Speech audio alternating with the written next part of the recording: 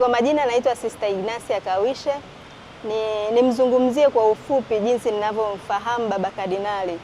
Nilibahatika kumfahamu Baba Kardinali mwanzoni kabisa mwaka 1997 nilipojiunga na malezi ya utawa katika shirika la dada wadogo wa Mtakatifu Francisco wa Jimbo Kuu la Dar es Salaam. Tulipofika katika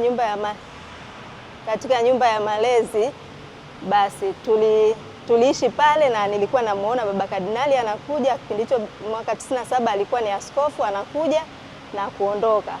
Lakini mwaka 1998 bado tukiwa katika nyumba ya malezi ndipo yeye aliweza kuchaguliwa kuwa kardinali wa pili wa Tanzania. Baada ya hapo mwaka 2000 nikiwa katika hatua ya upostulanti nilibahatika kutumwa kwenye nyumba yake pale Kurasini kwa kipindi cha miezi mitatu. Basi nilikaa naye na niliendelea kumfahamu kwa karibu, yeye ni mtu wa namna gani, vitu gani anavifanya. Na mwaka 2003 baada ya nadhiri za kwanza nilitumwa tena katika nyumba yake na nilikaa pale kwa kipindi cha miezi mitano. Na yeye alikuwa anaenda kazini, anarudi na tunamuona jioni ni mtu mkimya, anayetafakari. Tunamuona anazunguka bustani, anaenda kwa wanyama, alikuwa anapenda wanyama hivyo. Na baadaye tena mwaka 2010 baada ya nadhiri zangu za daima, utume wangu wa kwanza ulikuwa ofisini kwake hapa katika viwanja vya St. Joseph. Nilifanya naye kazi kwa kipindi cha mwaka mmoja na baadaye nikatumwa kwenda kujiendeleza tena katika masomo yangu ya elimu ya juu katika chuo cha Mtakatifu Agustino kule Mwanza. Baada ya kumaliza masomo nilirejea kama kawaida nyumbani pale Mbagala na kuripoti. Na niliporejea tu utume wangu ulirudishwa katika ofisi yake. Ndipo niliporudi katika ofisi yake mwaka 2014 na niliendelea kufanya naye kazi mpaka alipostaafu mwaka 2019.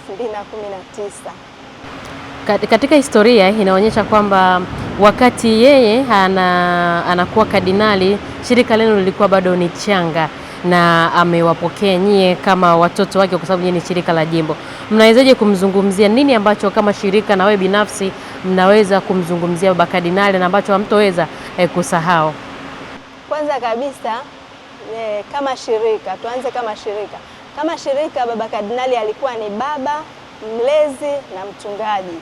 Manake sisi tulikuwa chini yake.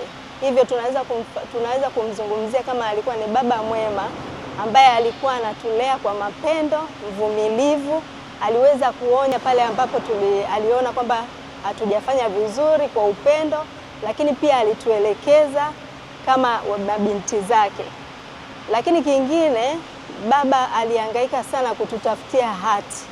Hicho hatuwezi kumsahau kwa sababu shirika letu lilikuwa halijatambuliwa kwa Baba Mtakatifu. Kwa hiyo alienda Roma mara nyingi akahakikisha shirika limepewa hati na linatambulika Roma.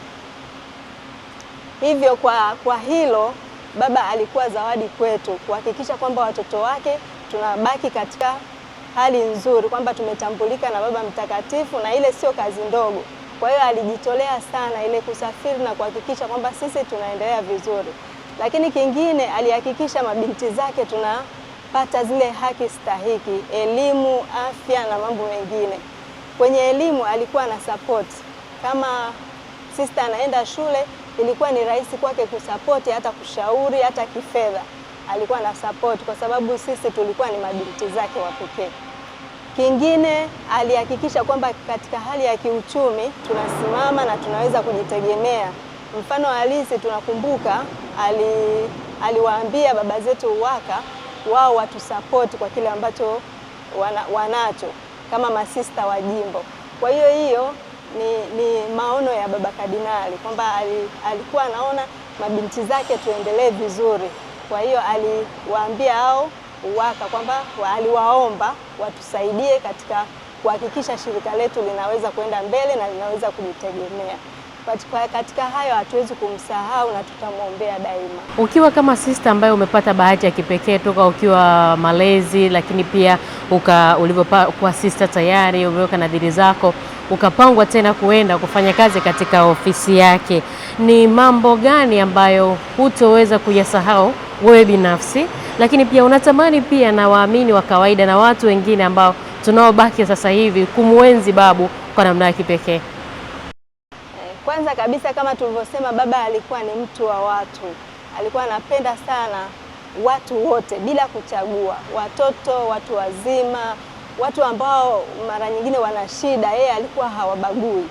Na hata alivyokuwa mgonjwa, baba Kardinali, wakati tunafanya appointment zake, ukimwambia baba labda tuweke watu wachache, asema lakini wakija wengine wana shida msiache kuwaleta. Lakini sisi ambao tunakuwa ofisini tunajua hali ya baba, lakini yeye mwenyewe alikuwa halalamiki, na yeyote aliyekuja kwake alimpokea kwa upendo.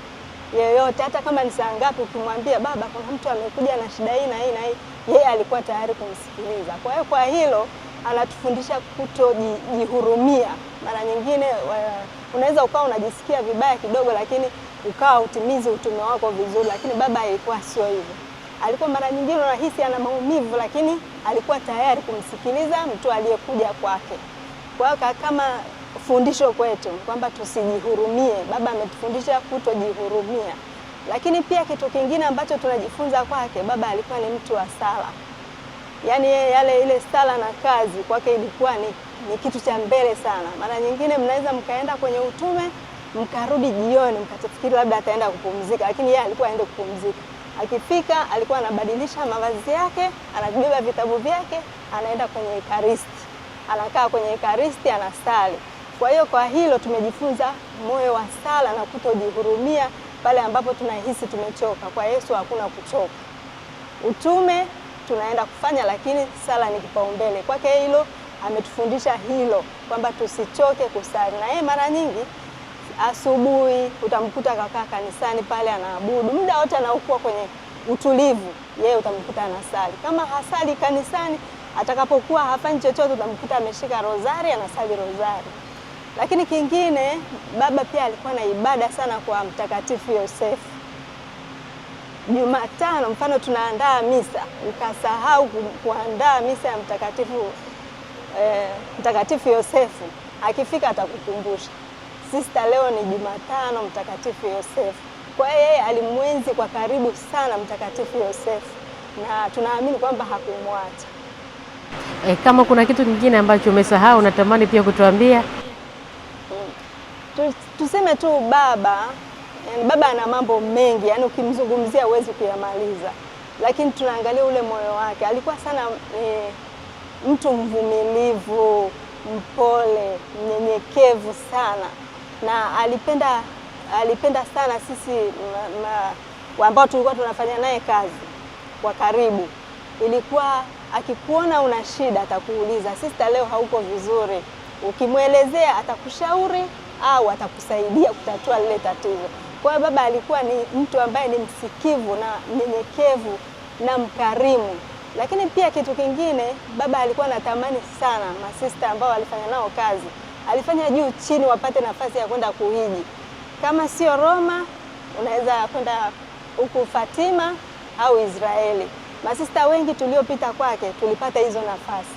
Kwa hilo hatutamsahau baba. Alitamani sana kutulea pia kiroho, kwamba alitamani sisi pamoja na kazi lakini kiroho, lakini pia hiyo pia ilikuwa inatufanya tu exposed nje.